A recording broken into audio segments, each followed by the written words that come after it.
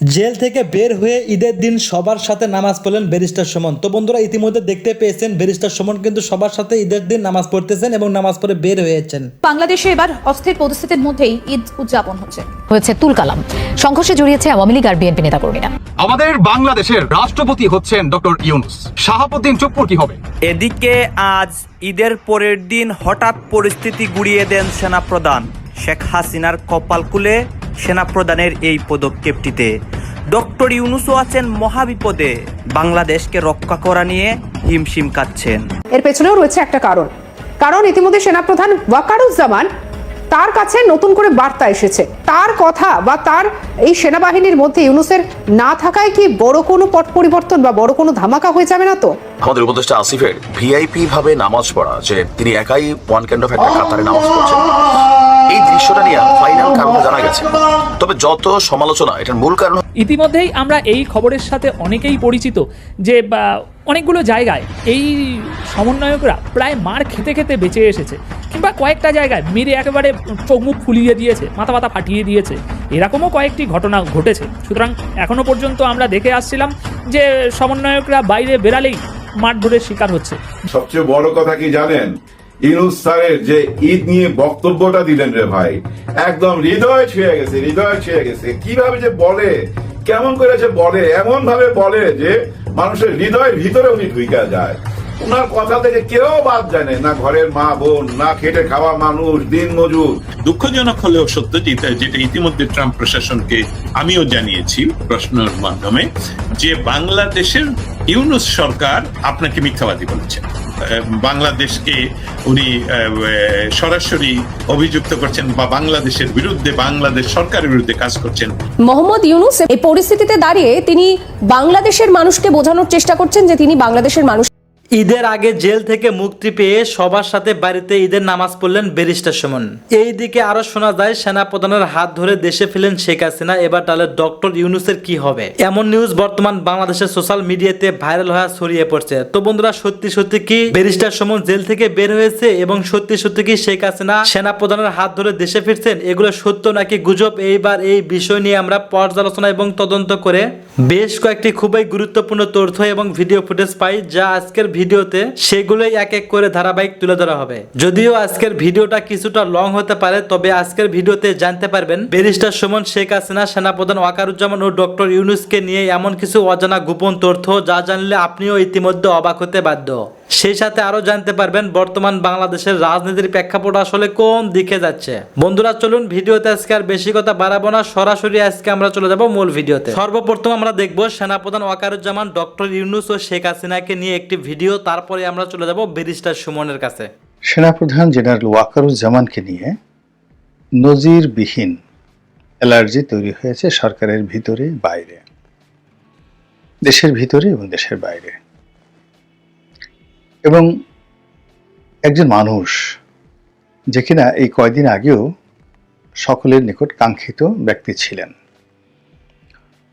এবং যাকে মনে করা হতো আল্লাহর পক্ষ থেকে একটি নিয়ামত, যিনি তার জীবনের ঝুঁকি নিয়ে একটি রেজিমের বিরুদ্ধে রুখে দাঁড়িয়েছিলেন এবং তার সেদিনে সেই রুখে দাঁড়ানোর মধ্যে যে আন্তরিকতা ছিল, যে প্রেম ছিল, যে নিষ্ঠা ছিল, যে সততা ছিল, যে দৃঢ়তা ছিল, এটি এই বাংলাদেশে দ্বিতীয় কোনো ঘটনা ঘটেনি।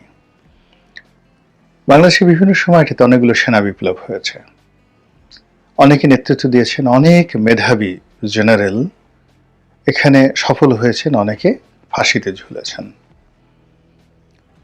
প্রেসিডেন্ট এরশাদ এবং প্রেসিডেন্ট জিয়াউর রহমান দুজন রাষ্ট্র ক্ষমতা লাভ করেছেন। মঈনুদ্দিন এবং ফখরুদ্দিন সরকারের সময়টাতে জেনারেল মঈন আহমেদ রাষ্ট্র ক্ষমতার নিয়ন্ত্রক ছিলেন, কিন্তু তাদের সেই যে প্রেক্ষাপট, পরিবেশ এবং পরিস্থিতি, সেইগুলোর থেকে জনাব ওয়াকারুজ্জামানের যে পরিবেশ এবং পরিস্থিতি সম্পূর্ণ একটি আলাদা।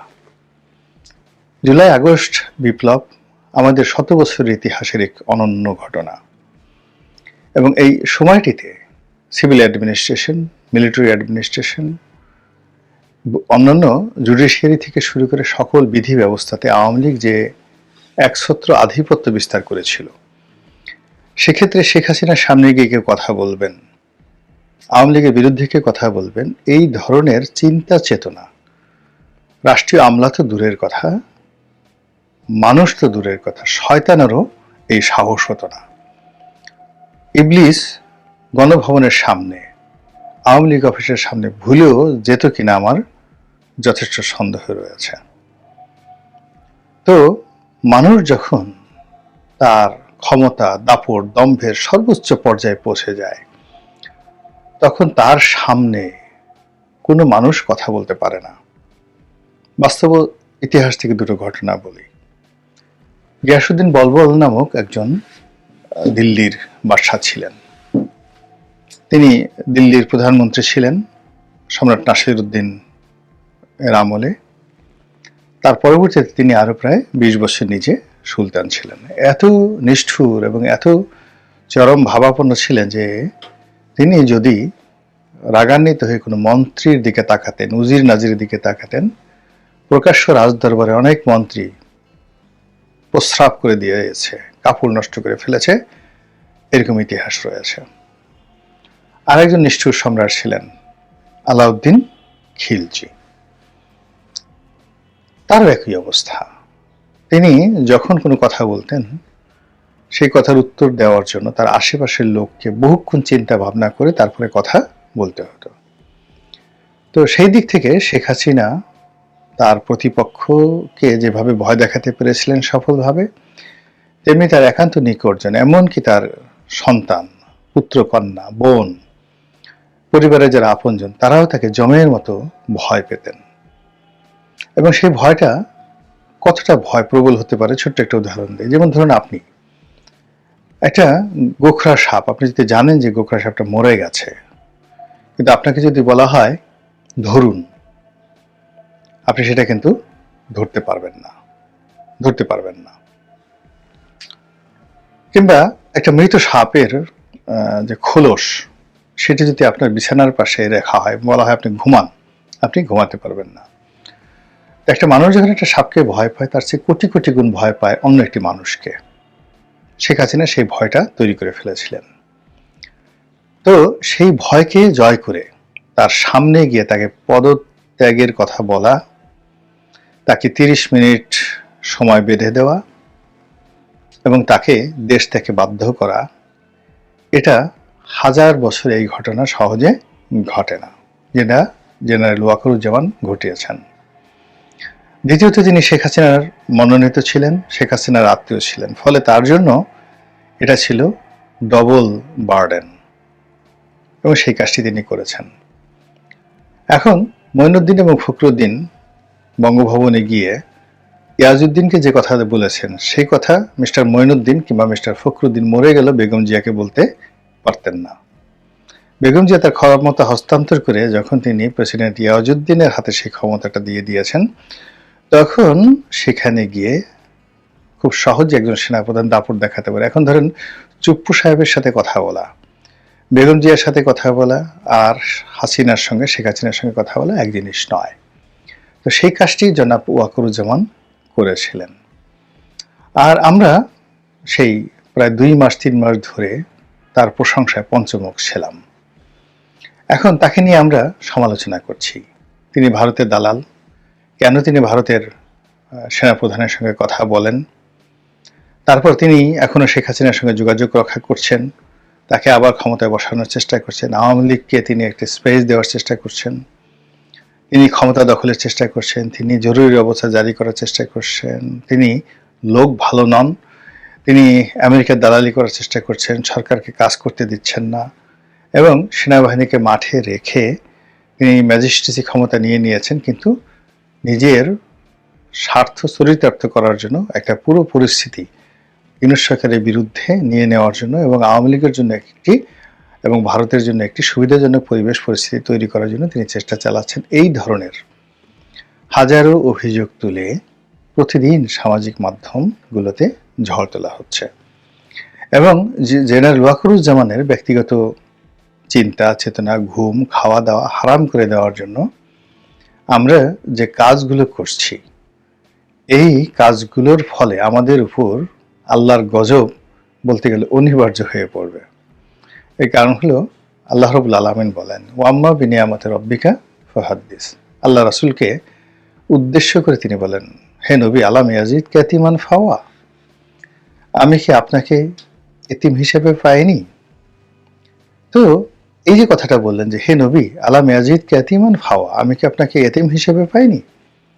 এখন এটাকে আপনি বর্তমান জামানাতে নিয়ে আসেন যে শেখ হাসিনার জামানাতে আমরা এতিমের চাইতেও খারাপ অবস্থাতে ছিলাম। তা আল্লাহ যদি জিজ্ঞাসা করেন যে হে বাঙালি, তোমরা শেখ হাসিনার দ্বারা যখন নির্যাতিত ছিলে, নিষ্পেষিত ছিলে, পীড়িত ছিলে, তখন আমি তোমাদেরকে উদ্ধার করার জন্য আমি কি ওয়াকারকে পাঠাইনি? সুতরাং ওয়াম্মা বিনিয়ামতি রব্বিকা ফাহাদ্দিস, তোমার প্রতি বা তোমাদের প্রতি যে নিয়ামত দেওয়া হয়েছে তার প্রতি শুকর গুজার করো। এখন সেই শুকর গুজার করতে গিয়ে আমরা তাকে না করে অন্য লোককে করেছি। আচ্ছা, বোঝার চেষ্টা করুন তো যে আগস্ট মাসের 5 তারিখে, 6 তারিখে, 7 তারিখে ওয়াকারুজ্জামান যদি চাইতেন যে তিনি ক্ষমতা গ্রহণ করবেন, সেনাবাহিনীর প্রত্যেকটা সদস্যকে ফুলের মালা দিয়ে কে বরণ না করে নিতেন, এবং তিনি যদি চাইতেন যে ডক্টর মোহাম্মদ ইউনূস ক্ষমতায় বসবেন না, কারো সাধ্য ছিল না। তিনি যদি চাইতেন ডক্টর আসিফ নজরুল থেকে শুরু করে অর্থাৎ ক্যান্টনমেন্টে তিনি যাদেরকে ডেকেছেন সবাই তো গিয়েছে, কেউ তো তার ডাক অমান্য করেনি, অনেকে যাওয়ার চেষ্টা করে ঢুকতে পারেননি, এর মধ্যে কাজ হয়ে গেছে। তো ফলে যিনি একটি সরকার গঠন করে দিলেন, তারপরে পুরো পরিস্থিতি পিছন থেকে তিনি নড়াচড়া করলেন। এখন এই গত 7 মাসে ডক্টর মোহাম্মদ ইউনূসের যে লোন মওকুফ, ঋণ মওকুফ কত টাকার হয়েছে, জরিমানা মওকুফ কত হাজার কোটি টাকার হয়েছে, মামলা মোকদ্দমা কিভাবে উঠেছে। এখন জেনারেল ওয়াকারের দিকে যান, একটু খোঁজ নিয়ে দেখেন তো যে এই লোকটি গত 7 মাসে কয় জায়গাতে টেলিফোন করে হুমকি দিয়েছে, ধামকি দিয়েছে, এটা হতে হবে। আমি ওয়াকারুজ্জামান বলেছি। কে বলতে পারবেন যে দেশি কই মাছ, বোয়াল মাছ, পাবদা মাছ, পুঁটি মাছ এগুলো আমরা ওয়াকারুজ্জামানের বাসায় দিয়ে এসেছি, তার স্ত্রীর কে দিয়েছি, দামি শাড়ি দিয়েছি, গহনা দিয়েছি। কে বলতে পারবেন যে দেশে বিদেশে গত 7 মাসে জনাব ওয়াকারুজ্জামানের আত্মীয় স্বজন, তারপরে পরিবার পরিজন, তারা সরকারি ন্যূনতম একটা সুযোগ নিয়েছে।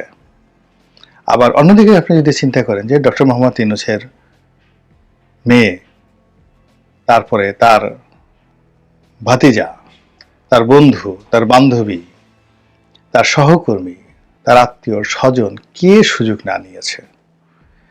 আপনি উপদেষ্টাদের কথা চিন্তা করেন, উপদেষ্টারা তারা তাদের যত পছন্দের, যার যত ক্ষমতা আছে, সবাই তার নিজ নিজ পছন্দের মানুষদেরকে বিভিন্ন পদে নিয়োগ দিয়েছেন। একজন উপদেষ্টার কারণে, পছন্দের কারণে, কেননা তিনি সেই উপদেষ্টা আরেকজন উপদেষ্টার স্ত্রীর খুব ভক্ত, ভীষণ রকম ভক্ত, স্ত্রীর জন্য তিনি তার জীবন দিতে পারেন। তো সেই স্ত্রীর প্রতি তার ভক্ত বা দুর্বলতার কারণে তার স্বামীকে তিনি উপদেষ্টা বানিয়ে দিলেন, একজন উপদেষ্টা। আবার একসাথে তারা মাঝে মধ্যে মদ্যপান করেন, আর এক উপদেষ্টা তো মদ্যপান করেন। তো এরকম একজন গ্লাস পার্টনার, তাকে দেখা গেল সিনিয়র সচিবের মর্যাদায় সেই নিয়োগ দিয়ে দেওয়া হলো। এরকম অনেকগুলো ঘটনা ঘটছে যেগুলো জনাব ওয়াকারুজ্জামানের ক্ষেত্রে তো ঘটতে পারতো, কিন্তু সেই ঘটনা কিন্তু ঘটেনি, এবং ঘটেনি বলেই তাকে নিয়ে এত অ্যালার্জি যে আমরা সবাই ডাল খাচ্ছি, আমরা সবাই ফেন্সিডিল খাচ্ছি, আমরা সবাই মদ্যপান করছি, আমরা সবাই নারী সঙ্গ উপভোগ করছি, আমরা সবাই টাকা নিচ্ছি, পয়সা নিচ্ছি। আর এই লোক, সে কত বড় সাহস, বঙ্গভবনে গিয়ে সে নামাজের ইমামতি করে। আরে আমাদের মতো থাকবা, সেকুলার থাকবা, নামাজ পড়ার দরকারটা কি, দাঁড়িয়ে রাখার দরকারটা কি, এত আল্লাহ খোদার দরকারটা কি। এরকম যারা চিন্তা ভাবনা করছেন তারা তো তাকে নিয়ে সঙ্গত কারণে অ্যালার্জির মধ্যে পড়তেই পারেন, এবং সেই অ্যালার্জি তারা প্রদর্শন করছেন।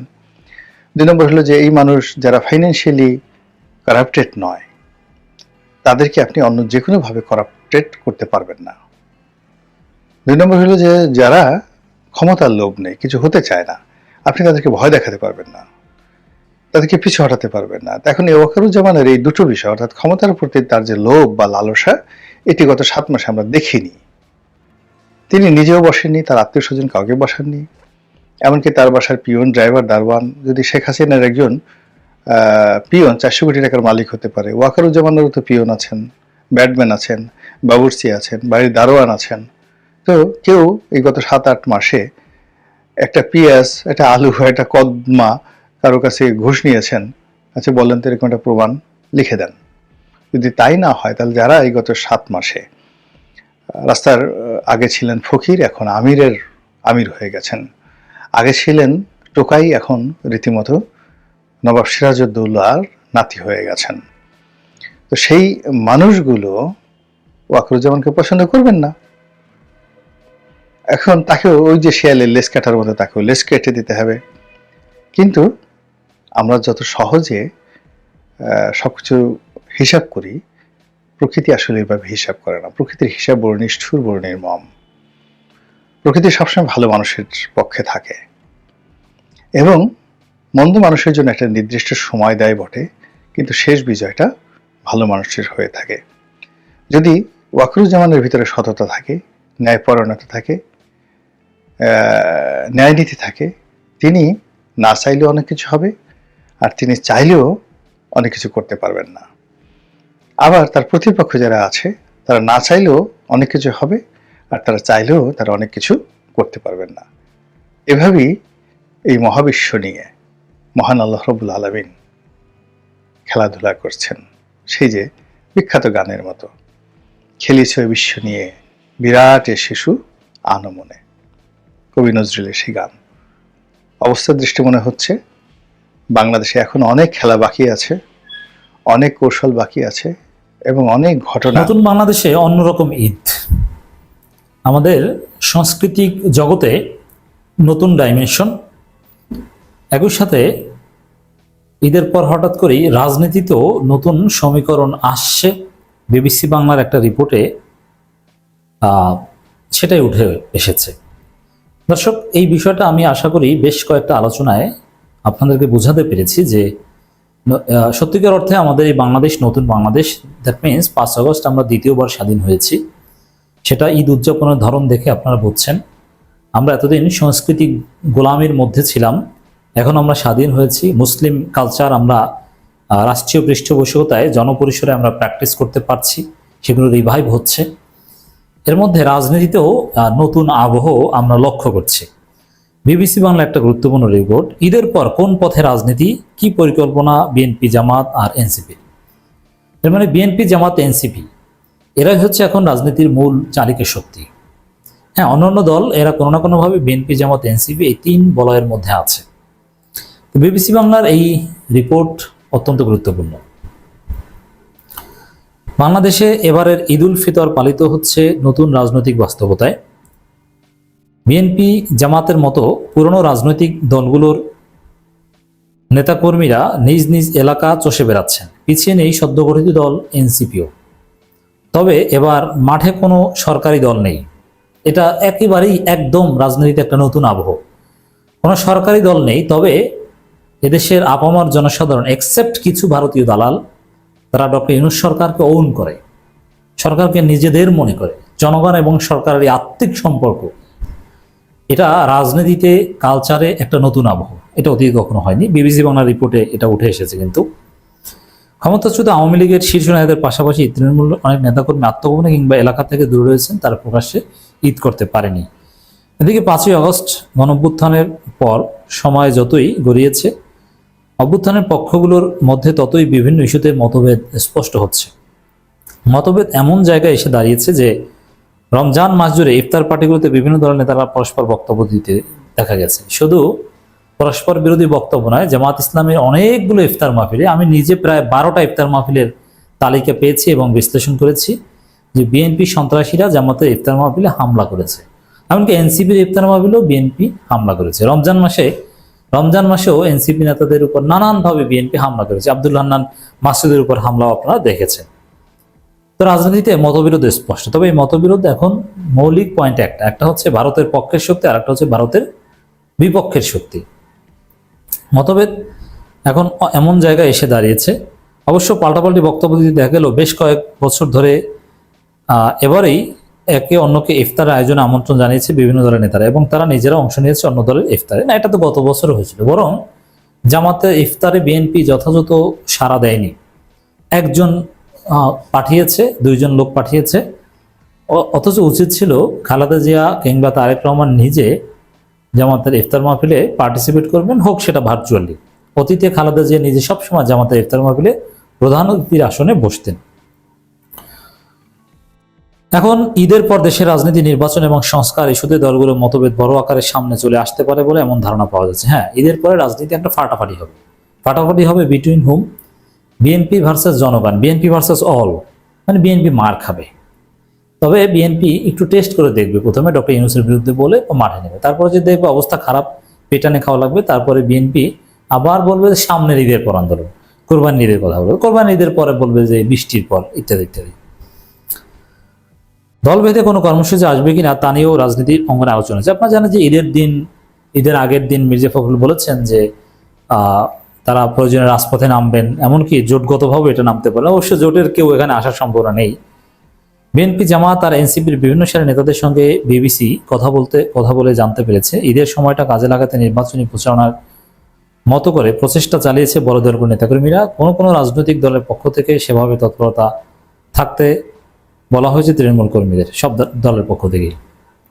নির্বাচনের দিন তারিখ প্রশ্নে আলোচনা। সাম্প্রতিক কয়েক সপ্তাহে রাজনৈতিক প্রধান আলোচ্য বিষয়ে দেশে আগামী নির্বাচনের দিন তারিখ কবে ঘোষণা করা হবে। রোজার মধ্যে নানানভাবে নিজেদের উপস্থিতি জারি রাখার চেষ্টা করেছে রাজনৈতিক দলগুলো। এর মধ্যে জামাত ইসলামী ও এনসিপি জোর দিয়ে এসেছে রাষ্ট্র সংস্কার এবং জুলাই আগস্টের নিপীড়নের দায়ে আওয়ামী লীগের বিচারের দাবিতে। তাহলে বুঝতে পারছেন আওয়ামী লীগের বিচার কারা চায় এবং রাষ্ট্র সংস্কার কারা চায়? জামাত, এনসিপি। আর কারা চায় না? বিএনপি। এটা বিবিসি বাংলার রিপোর্টে উঠেছে। আর দ্রুত নির্বাচন চায় কারা? আওয়ামী লীগ এবং বিএনপি। এটা রয়টার্সের রিপোর্টে উঠে এসেছে। মানে আন্তর্জাতিক গণমাধ্যমের রিপোর্টগুলোতে কিন্তু অনেক নির্ধারণ বাস্তবতা উঠে আসে। অগ্রাধিকারের দিক থেকে এগুলোর পরে নির্বাচনকে রেখেছে তারা। অন্যদিকে বিএনপির কর্মসূচিগুলোতে দ্রুত একটি জাতীয় নির্বাচনের প্রয়োজনীয়তা আলোচিত হয়েছে বারবার। সম্প্রতি স্বাধীনতা দিবস উপলক্ষে জাতির উদ্দেশ্যে দেওয়া ভাষণে প্রধান উপদেষ্টা অধ্যাপক মোহাম্মদ ইউনূস বলেন, নির্বাচনের ব্যাপারে আমি আগেও বলেছি, আবারও বলছি, এবছর ডিসেম্বর থেকে আগামী বছর জুনের মধ্যে নির্বাচন হবে। তবে এখানে কন্ডিশন কি? ঐক্যমতের ভিত্তিতে। ঐক্যমত না হলে হবে এই কথা কিন্তু বলেননি। প্রধান উপদেষ্টা একবারও বলেনি যে ঐক্যমত হোক বা না হোক আগামী বছর জুনে নির্বাচন হবে, এই কথা একবারও বলেনি। কিন্তু তারা বক্তব্যে অন্যতম প্রধান রাজনৈতিক দল বিএনপি হতাশা প্রকাশ করেছে। গত ডিসেম্বর থেকে তারা বিভিন্ন সময় নির্বাচন দিন তারিখ চাইছে। তো ঈদের পর দিন তারিখ বিষয়ে বা সুনির্দিষ্ট রোড ম্যাপের দাবিতে বিএনপি আন্দোলন করতে পারে, এবং বিএনপি আন্দোলন করলেই রাজনীতিতে নতুন সমীকরণ আসবে, জনগণ বিএনপির বিরুদ্ধে ক্ষিপ্ত হয়ে উঠবে। অন্যদিকে জুলাই আগস্ট আন্দোলনে আরেক অংশীদার বাংলাদেশ জামাত ইসলামী নির্বাচন প্রসঙ্গে সরকারের অবস্থানের প্রতি সমর্থন ব্যক্ত করেছেন। তাহলে কি বোঝা যায়? বিএনপি দ্রুত নির্বাচনে জামাত তো রাজি হবে না, কারণ জামাত সরকারের অবস্থানে সমর্থন জানায়, এনসিপি জানায়। বিএনপি জামাতের মধ্যে এখানে কোনো মিলই নাই, সেখানে ঐক্যমতের ভিত্তিতে জাতীয় নির্বাচন ডিসেম্বরের মধ্যে হবে, এটা হাস্যকর। দলের সেক্রেটারি জেনারেল মিয়া গোলাম পরোয়ার বিবিসি বাংলাকে বলেছেন, অধ্যাপক ইউনূসের বক্তব্য পূর্ণ আস্থা রাখতে চায় তার দল, অথচ রাষ্ট্রের সামগ্রিক সংস্কারের প্রয়োজনীয়তা তুলে ধরে রাজনৈতিক কর্মসূচি নিয়ে মাঠে সক্রিয় থাকতে চায় গণঅভ্যুত্থান নেতৃত্বদানকারী দল জাতীয় নাগরিক পার্টি এনসিপি। বাংলাদেশের একজন রাজনৈতিক বিশ্লেষক অধ্যাপক সাব্বির আহমেদ বলেন, সার্বিক পরিস্থিতি থেকে ধারণা পাওয়া যায় বিএনপির প্রত্যাশা মতো ডিসেম্বর নির্বাচন হওয়ার সম্ভাবনা ক্ষীণ। তো বুঝতে পারছেন, আমরা যে বারবার বলছি, শুধু আমরা না, বিবিসি বাংলার রিপোর্টে উঠে আসে যে ডিসেম্বরের মধ্যে নির্বাচন হওয়া সম্ভব নয়। তাহলে বিএনপি যে নাশকতার হুমকি দিয়েছে যে ডিসেম্বরের মধ্যে নির্বাচন না হলে দেশে বিশৃঙ্খলা হবে, অস্থিতিশীলতা, মানে তারা অস্থিতিশীলতা করবে, এ ব্যাপারে আমাদের সতর্ক থাকতে হবে, সজাগ থাকতে হবে। ফলে চাপ তৈরি কৌশল হিসেবে বিএনপি মাঠে থাকতে পারে, কিন্তু পরিস্থিতি অস্থিতিশীলতার দিকে গড়ায় এমন কোন কর্মসূচি দিকে হয়তো তারা দিতে চাইবে না, ঈদের পর আন্দোলন করবে। রোডম্যাপের জন্য কর্মসূচির কথা ভাবছে বিএনপি। এই কর্মসূচি দিলে বিএনপি আত্মহত্যার দিকে আরো এক ধাপ এগিয়ে যাবে। ওই কর্মসূচি দেওয়া মানে ডক্টর ইউনূসের বিরুদ্ধে কর্মসূচি দেওয়া, সরকার বিরোধী কর্মসূচি। সরকারের বিরুদ্ধে রাজনীতি করলে এই মুহূর্তে কেউ টিকতে পারবে না। সময়ের শর্ত না, নিরপেক্ষ নির্বাচনের শর্ত জামাতের। এখানে একটা বিষয় স্পষ্ট, বিএনপি চায় ভাগ বটনা নির্বাচন, জামাত চায় নিরপেক্ষ সুষ্ঠু নির্বাচন। এজন্য জামাত সময়ের শর্ত দিচ্ছে না, ইটস ভেরি সিগনিফিকেন্ট। সংস্কারের পক্ষে মাঠে থাকবে এনসিপি। তো তো দর্শক, এখানে এনসিপি সংস্কারের পক্ষে মাঠে থাকবে, জামাত থাকবে, আর বিএনপি সংস্কার ঠেকাতে মাঠে থাকবে। এর মানে ঈদের পর রাজনীতি জমে উঠবে, কিছুটা সংঘাতমুখর হতে পারে, বিএনপিকে আমাদের মোকাবেলা করার প্রয়োজন হতে পারে। ক্রমশ বৈরিতার পথে হাঁটা দলগুলোর অবস্থান আগামীতে তৃণমূল রাজনীতির কিছুটা উত্তেজনা ছড়াতে পারে বলে মনে করছেন রাজনৈতিক বিশ্লেষক অধ্যাপক সাব্বির আহমেদ। এর মানে এটা ঈদের পর এরকম একটা উত্তেজনা ছড়াবে। বিশেষ করে এই ধারণা ছড়াতে পারে যে সরকার এনসিপিকে আরেকটু স্ট্রং বা ফুটিং পরিধি বাড়ানোর সুযোগ করে দিচ্ছে বলেন তিনি। আর যদি সরকার গুড ইন্টেনশন মানে ভালো মনোভাব আমলে নেওয়া হয়, তাহলে অর্থাৎ যথার্থ অর্থেই তারা কিছু রিফর্ম করতে চাচ্ছেন, তাহলে নির্বাচন ডিসেম্বর নাগাদ করা কঠিন, কারণ ন্যূনতম সংস্কার ও ঐক্যমতে পৌঁছানোর চ্যালেঞ্জ উত্তরানো সহজ হবে না, এটা বলছেন সাব্বির আহমেদ। ফলে বিএনপি একটা চাপ ধরে রাখতেই চাইবে তিনি মনে করেন। অন্যদিকে জামাতের ভোটের সংখ্যা বা জনসমর্থনে নির্বাচনের সময়সীমা বিশেষ ফারাক তৈরি করবে না, তাই তাদের উদ্বেগের কিছু নেই। না, এটা না, লেটে নির্বাচন হলে জামাতের জন্য এটা যথেষ্ট ভালো, কারণ বিএনপির জনপ্রিয়তা জ্যামিতিক হারে হ্রাস পাচ্ছে, ওটা তো জামাতের দিকেই যাবে মোস্টলি একটা অংশ। আর সময় গড়ালে এনসিপি দলের শক্তি বাড়ার সুযোগ হতে পারে। সময় গড়ালে জামাতের লাভ বেশি এনসিপির চাইতে, কারণ এনসিপি ওইভাবে এক্সপ্যান্ড করতে পারছে না, ফলে তাদের অবস্থান নির্বাচন পেছনের পক্ষে থাকা স্বাভাবিক, এটা ঢাকা বিশ্ববিদ্যালয়ের অধ্যাপক মনে করেন। তবে তার মধ্যে পরিস্থিতি নিয়ন্ত্রণের বাইরে চলে যায় কিংবা অস্থিতিশীল হয়ে পড়ে রাজনৈতিক দলগুলো এমন অবস্থানে যাওয়ার সম্ভাবনা কম। দেখেন, পরিস্থিতি নিয়ন্ত্রণের বাইরে অস্থিতিশীল সৃষ্টি করবে কারা? জনগণ বিপ্লব করেছে, অতএব তাদের চোখে ধুলা দিয়ে কেউ অস্থিতিশীলতা সৃষ্টি করবে, এটা হবেই না। জনগণ সজাগ। এই আলোচনার ফাইন্ডিংস হিসেবে, কনক্লুশন হিসেবে আমরা যেটা বলতে চাই, দর্শক আপনার সতর্ক থাকবেন। 5 আগস্টের মতো রক্তক্ষয়ী বিপ্লব দরকার না হলেও আর একটা বিপ্লব দরকার হবে। সেই বিপ্লব হবে আওয়ামী লীগের ডেথ সার্টিফিকেট এবং কবর রচনার, সে বিপ্লব হবে আনুষ্ঠানিকভাবে নতুন বাংলাদেশে পদার্পণের, সে বিপ্লব হবে ভারতের হেজিমনি একদম খেয়ে দেওয়ার, সে বিপ্লব হবে বাংলাদেশকে কয়েক বছরের মধ্যে ইউরোপ আমেরিকার মতো উন্নত কিংবা সিঙ্গাপুর, মালয়েশিয়া, তাইওয়ান, দক্ষিণ কোরিয়ার মতো উন্নত রাষ্ট্র বানানোর বিপ্লব। অতএব আপনাদেরকে সেই বিপ্লবে পার্টিসিপেট করতে হবে। আমরা অগ্রিম আহ্বান জানাচ্ছি, আমরা মাঠে থাকবো ইনশাল্লাহ। সালামু আলাইকুম। গেল কয়েকদিন আগে যখন ভারতে সফররত মার্কিন যুক্তরাষ্ট্রের গোয়েন্দা প্রধান তুলসী গ্যাবার্ড তিনি একটা মন্তব্য করলেন বাংলাদেশ নিয়ে, তখন বিষয়টাকে আমরা আসলে ওইভাবে সিরিয়াস নেই। আমরা আমাদের জায়গা থেকে প্রতিবাদ করেছি, এটা নিয়ে কথা বলেছি। তুলসী গ্যাবার্ডের 14 গোষ্ঠী মোটামুটি আমরা উদ্ধার করেছি, বাট এই বিষয়টা আসলে দেশের জন্য কতটা ইফেক্টিভ, বিশেষ করে মার্কিন যুক্তরাষ্ট্র যদি কোনো রাষ্ট্রের পিছনে লাগে, মার্কিন যুক্তরাষ্ট্রের গণমাধ্যমগুলো যদি কোনো রাষ্ট্রকে রিপ্রেজেন্ট করা শুরু করে, দেন পরিণতি সবসময় খারাপের দিকে যায়। কিছু তো আছে মিল, একবারে যে শতভাগ উড়াই দেওয়ার বিষয়টা না। যুক্তরাষ্ট্রের নিউ ইয়র্ক টাইমসে যেই প্রতিবেদন আসছে 1 থেকে 2% সত্যতা আছে, আর ওইটাকে মার্কিন যুক্তরাষ্ট্র বড় আকারে দেখানোর চেষ্টা করছে। যদিও এটা নিয়ে বাংলাদেশের পক্ষ থেকে অলরেডি প্রতিবাদ জানানো হয়েছে। সম্প্রতি যুক্তরাষ্ট্রের দ্য নিউ ইয়র্ক টাইমসে বাংলাদেশে নতুন করে গড়ে উঠেছে ইসলামী কট্টরপন্থীরা সুযোগ খুঁজছে।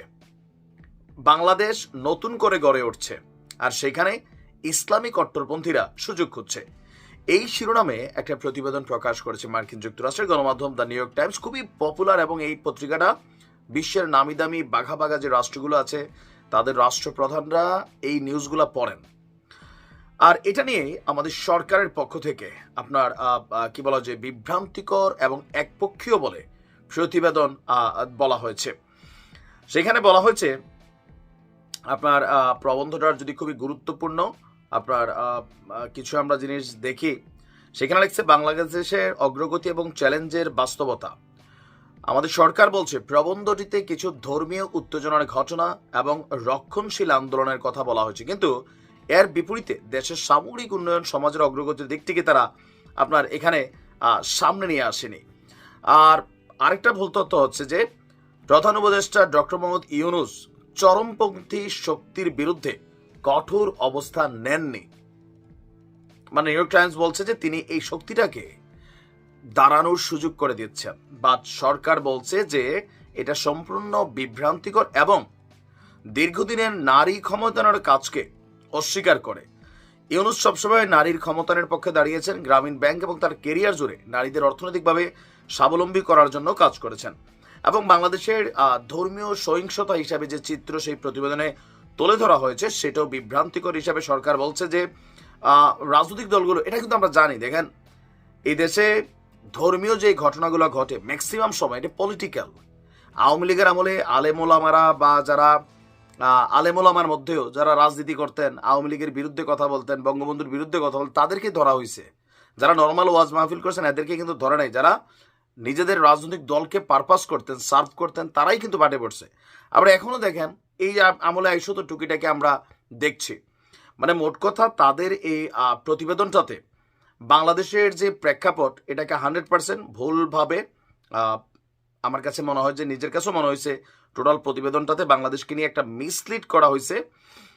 আর এখানে আমরা যদি দেখি যে আপনার তাদের ফিচারটার মধ্যে আরও কিছু গুরুত্বপূর্ণ অংশ হচ্ছে, দেখেন এটা আমার কাছে মনে হচ্ছে যে লম্বা চূড়া বিশাল একটা গল্প ইতিহাস তারা তুলে ধরেছে, যেটা সম্পর্কে বাংলাদেশের প্রেক্ষাপটের 1 থেকে 2% মিল আছে, কিন্তু তারা শতভাগ সামগ্রিক চিত্রটা এটা দেখিয়েছে। এখন ইফেক্ট কি হইতে পারে?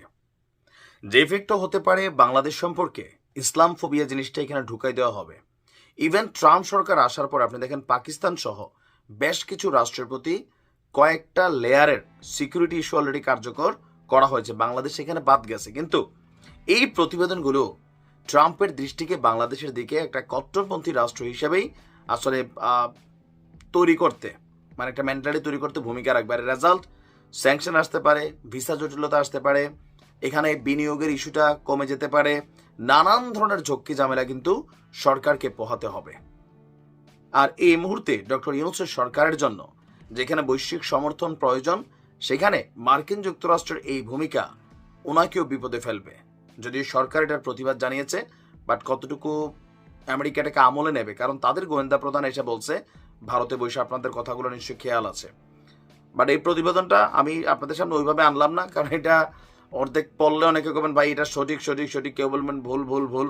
বাট আমার পয়েন্ট অফ ভিউতে যখন বাংলাদেশ নিয়ে কোনো প্রতিবেদন হয়, আমি সেই প্রতিবেদনের পক্ষে অবশ্যই এটার বিপরীত অবস্থান করি, দেশের পক্ষে আমার অবস্থান।